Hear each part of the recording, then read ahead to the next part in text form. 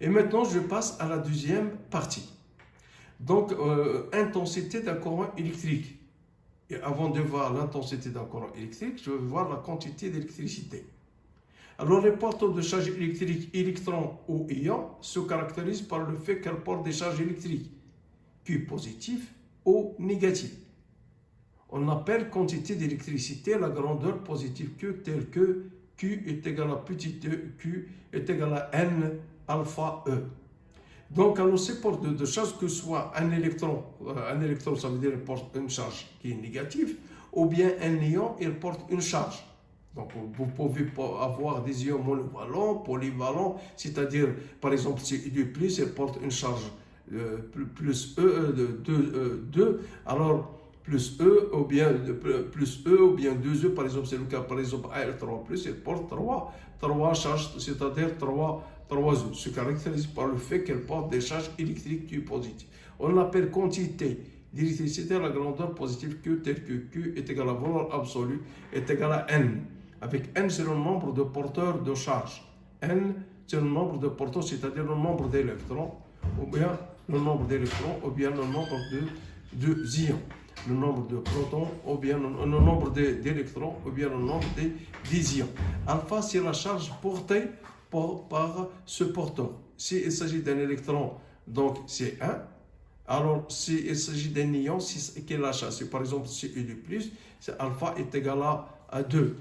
Ou bien Al3+, alpha est égal à 3, etc. Donc, c'est la charge. Et E, c'est la charge élémentaire. E est égal à 1,6, 10 puissance moins 19 coulombs.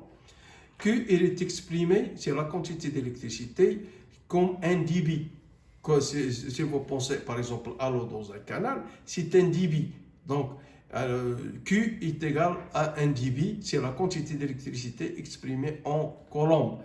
Et avec E, c'est en coulomb, E en coulomb, alpha, c'est un nombre, et N, c'est le nombre de porteurs de charge, que ce soit un électron dans des métaux, ou bien des ions. Alors, des ions, qui peuvent être des anions, ou bien des cations.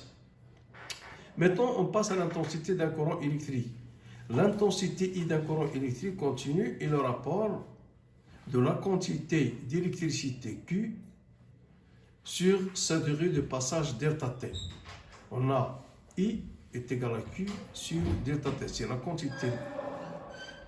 quantité d'électricité qui traverse un conducteur par unité dans une durée de temps. Avec I, il est exprimé en ampères, Q en coulombes et delta T en secondes. Comme vous voyez ici, vous avez entre deux instants T1 et T2 un certain nombre de porteurs de charge.